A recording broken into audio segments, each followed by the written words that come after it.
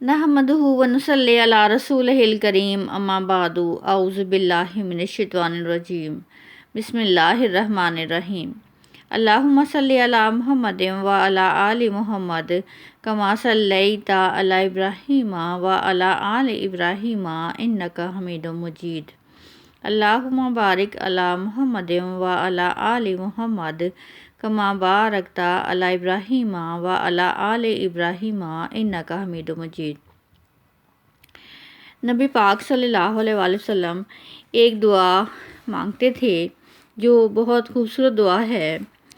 اللہم اجعلنی لکا شاکرن لکا ذاکرن لکا راہبن لکا متواعن الیکا مخبتن او منیبا۔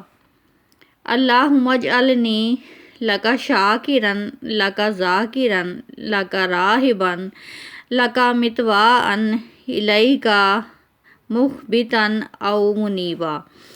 ترجمہ: اے اللہ، مجھے تو اپنا شکر گزار، اپنا یاد کرنے والا اور اپنے سے ڈرنے والا بنا، اپنا اطاعت گزار، اپنی طرف گڑ گڑانے والا یا دل لگانے والا بنا۔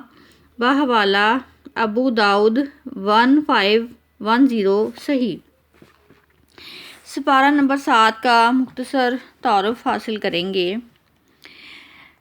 اللہ پاک نے بعض اہل کتاب کی تعریف کی ہے، اور کچھ ایسے ہیں کہ جو اللہ تعالیٰ کا کلام سنتے ہیں تو ان کی آنکھوں سے آنسو چھلک جاتے ہیں۔ آیات سن کر ان کے دل پر اثر ہوتا ہے کیونکہ وہ حق کو پہچان جاتے ہیں۔ چنانچہ سارے اہل کتاب برے نہیں ہیں، کچھ اچھے ہیں جو کہ اللہ تعالیٰ کی آیات سے اثر قبول کرتے ہیں۔ وہ کہتے ہیں، اللہ، ہم ایمان لائے، تو ہمیں گواہوں میں داخل کر لے، اور ہمیں کیا ہو گیا ہے کہ ہم اللہ پاک پر ایمان نہ لائیں، حق آ چکا ہے۔ چنانچہ حق سن کر ان کے دل ایمان کی طرف راغب ہو جاتے ہیں۔ اسلام ایک دائمی مذہب ہے۔ دنیا کا کوئی مذہب اسلام کے مقابلے میں ٹھہرنے والا نہیں ہے، اور جس پر کہ ایمان لے کر آئیں، اور جو بھی اسلام پر ایمان لے کر آئے گا وہ کامیاب ہوگا، چنانچہ نیک لوگوں میں داخل ہو جائے گا۔ ایسے غیر مسلم جو کہ اللہ تعالیٰ کو راضی کرنے کے لیے اسلام قبول کرتے ہیں، اللہ پاک نے ان سے وعدہ کیا ہے کہ اللہ تعالیٰ ان کو ایسی جنت میں داخل کرے گا کہ جس کے نیچے نہریں بہتی ہیں۔ اچھے عمل کرنے والوں کا اللہ تعالیٰ کے ہاں یہی بدلہ ہے، یہی جزا ہے۔ اللہ پاک فرماتے ہیں کہ اللہ پاک نے جو چیزیں حلال کی ہیں، انسان اور مسلمان خود سے ان کو اپنے اوپر حرام مت کر لیں۔ کسی بھی انسان کے لیے، اور جو کہ مسلمان بھی ہو، اس کے لیے یہ جائز نہیں کہ اللہ تعالیٰ نے جو چیزیں حلال کی ہیں وہ ان کو اپنے اوپر حرام کر لے۔ مشرکین نے بعض بدعات رائج کر رکھی تھیں، جیسے کہ محرم میں نکاح نہیں ہو سکتا، سفر کے مہینے میں نکاح نہیں ہو سکتا، اگر عورت بیوہ ہو جائے تو وہ نکاح نہیں کر سکتی، جبکہ اسلام نے بتا دیا کہ عورت بیوہ ہو جائے تو وہ عدت پوری کرنے کے بعد دوبارہ نکاح کر سکتی ہے۔ اس طرح سے کسی بھی مہینے میں نکاح کرنا منع نہیں ہے۔ مرد کے لیے 4 شادیاں حلال ہیں۔ موسیٰ علیہ السلام جو کہ پیغمبر تھے، ان کی 4 بیویاں تھیں۔ ابراہیم علیہ السلام کی 3 بیویاں تھیں۔ تمام ہی پیغمبران کی 1 سے زائد زوجہ تھیں۔ یوسف علیہ السلام نے 2 شادیاں کیں۔ اس طرح سے نکاح میں کیا طریقہ رائج ہے یہ بتایا گیا۔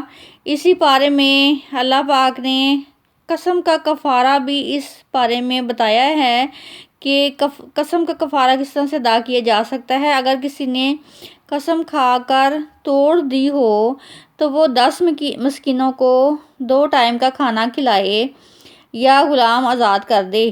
اگر خود غریب ہے تو 3 روزے لگاتار رکھے۔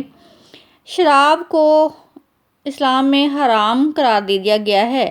جوئے پانسے حرام ہیں۔ انشورنس کرانا بھی حرام ہے۔ حادثے کے ساتھ داؤ پر لگائی جائے جو رقم، اسے جوا کہتے ہیں، وہ حرام ہے۔ دونوں ہی ٹیمیں ایک مقابلے میں پیسے لگاتی ہیں تو جو ٹیم ہار جائے گی اس کے پیسے بھی ضائع ہوں گے اور وہ اپنے پیسے بھی گنوا بیٹھے گی۔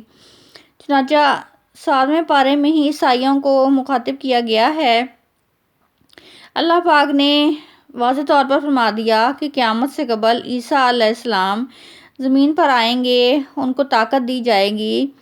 آپ کو آپ کی ماں کی گود میں ہی اللہ تعالیٰ نے زبان عطا فرما دی تھی، تو اللہ تعالیٰ نے آپ کو تورات اور انجیل سکھائی۔ آپ حضرت عیسیٰ علیہ السلام مٹی سے پرندہ بنا کر پھونک مارتے تھے، وہ پرندہ اڑ جایا کرتا تھا۔ حضرت عیسیٰ علیہ السلام نادار نابینا کی آنکھوں پر، مادہ زار نابینا کی آنکھوں پر ہاتھ لگاتے تھے تو اس کی بینائی واپس آ جاتی تھی۔ یعنی ایسا نابینا جو کہ پیدائشی طور پر دیکھ نہیں پاتا تھا، اس کی آنکھوں پر جب ہاتھ رکھتے تو اللہ کے حکم سے بینائی واپس آ جاتی تھی۔ برس کا مرض لا علاج تھا، اس کو حضرت عیسیٰ علیہ السلام بحکم خدا ٹھیک کر دیتے تھے، مردہ کو اللہ تعالیٰ کے حکم سے زندہ فرما دیتے تھے۔ بنی اسرائیل کے شر سے بچایا تو آپ نے لوگوں کو یہ کیسے کہہ دیا کہ میری عبادت کرنا اور مجھے اللہ کا بیٹا بنانا؟ عیسائیوں میں یہ رواج ہے کہ وہ حضرت عیسیٰ علیہ السلام کی عبادت کرتے ہیں اور انہیں سن آف گاڈ کہتے ہیں، انہیں اللہ تعالیٰ کا بیٹا کہتے ہیں۔ چنانچہ حضرت عیسیٰ علیہ السلام کہیں گے کہ اے اللہ، تو ہر عیب سے پاک ہے، میں ایسی بات اپنی زبان سے کر ہی نہیں سکتا کہ میں لوگوں کو اپنی عبادت پر لگا دوں۔ حضرت عیسیٰ علیہ السلام خود عیسائیوں کے خلاف گواہی دیں گے۔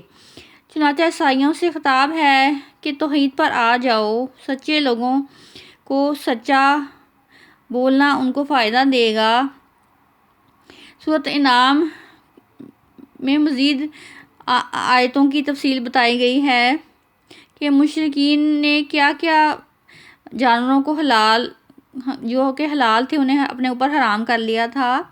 جیسے کہ انہوں نے اونٹ کو یہ کہا کہ وہ مقدس جانور ہے، گائے مقدس جانور ہے، بندر مقدس جانور ہے، تو انہوں نے اپنی طرف سے حلال کو حرام کیا اور مقدس بنا کر حرام مت کرو۔ مشرکین کہتے تھے کہ نبی پاک صلی اللہ علیہ وسلم کوئی معجزہ دکھائیں، کوئی نشانی دکھائیں۔ تو اس کے جواب میں پارہ نمبر 7 میں اللہ تعالیٰ نے یہ فرمایا کہ اگر ہم آسمان سے صحیفہ بھی نازل کر دیں اور آسمان سے اترتا ہوا واضح نشانی آئے، تب بھی یہ لوگ ایمان لے کر نہیں آئیں گے اور یہ کہیں گے کہ یہ جادو ہے، یہ ہماری آنکھوں پر جادو کیا گیا ہے۔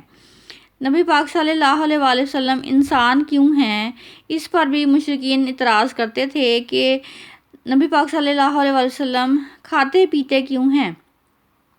اگر ہم فرشتہ بھیجتے تو تمہارے درمیان تو وہ بھی انسانی شکل میں ہوتا، تم نہ سنتے، فرشتہ روشنی ہے تو نئی بحث شروع ہو جاتی۔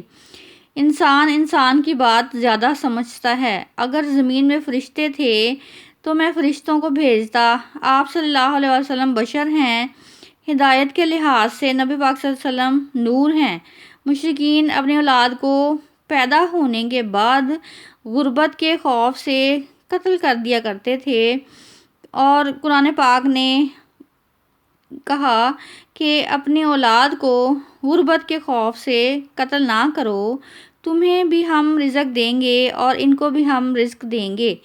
چنانچہ حمل کو گرانا حرام ہے اور جو بھی عورت کے پیٹ میں پلتا ہے اسے چھپانا منع ہے، بلکہ اولاد کو اللہ تعالیٰ کی رحمت سمجھنا چاہیے۔ اللہ تعالیٰ ہی اس کے رزق کے ذمہ دار ہیں، جیسے وہ تمہیں رزق دیتے ہیں ویسے ہی انہیں بھی رزق دیں گے۔